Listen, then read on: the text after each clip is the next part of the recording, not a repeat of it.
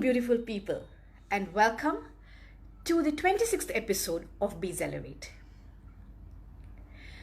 We business owners build fantastic brands. We make sure that our logo is right, our communication is good, our internal communication is fantastic. We all are on the same page. And what we communicate through our marketing channels to our target audience is just perfect. But how many of us actually monitor this branding stuff?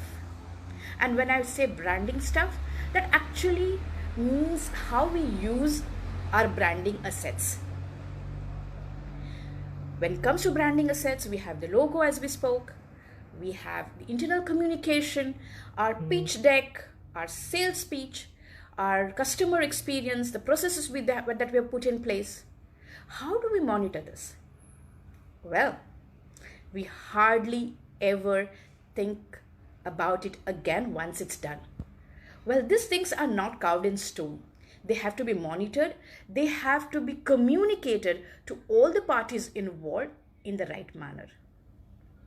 Many times I've seen the clients that come to us, especially for brand audit.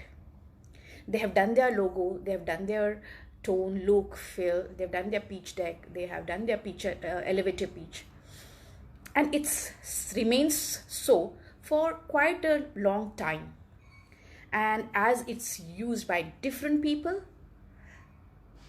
a lot of things are lost in the way of using them one by one. I remember we had one client and he said, Anupama, let's do a brand audit. We think our brand requires a revamp. So we did a brand audit and we looked at their collaterals, their brand assets. We realized just their logo, the way it was used throughout their collaterals didn't align with their brand communication, the message that they wanted to give. Somewhere the logo was light blue, somewhere the logo was dark blue, somewhere the font was completely changed. Now just imagine a scenario. I show my snapshot, my photograph to people and say, this is Anupama. And then I show them something that is maybe 40 years past that I put in front of them and say, this is Anupama. They're surely going to doubt it. They're going to say, is it not? Are they these people? Right? And that same thing happens with the brands. People need a constant communication with the brand in the right manner. And for this purpose, every brand, every business that puts together these assets, these collaterals, need to have a brand guideline. Now you can ask me, why do I need a brand guideline? Just imagine something like you have to print a brochure. The brochure is not printed in your premise, in your company, right? It goes to the printer. And if you cannot communicate the right collaterals with the printer, what happens? He uses exactly what he wants. He takes his own take on your brand and then everything changes.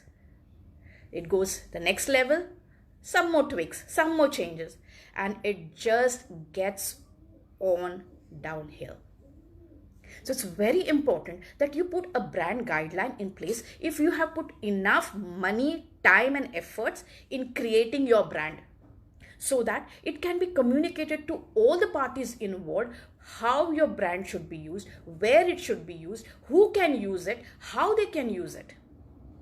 MNCs, large corporates have a brand guideline of around 1,000 pages. Well, we don't need to invest that much, but at least a 5-6 pager that we can put in front of our third party stakeholders and say, this is the way you use my brand.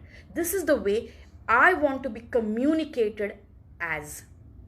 Be it a logo, be it the look and feel, be it the visual assets that you have, or it might be just the tone, the words that you use while communicating your brand.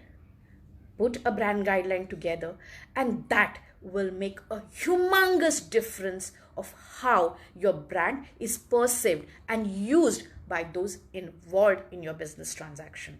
Well, that's all for today. Let me see you tomorrow, same platform, same time. Have a rocking day.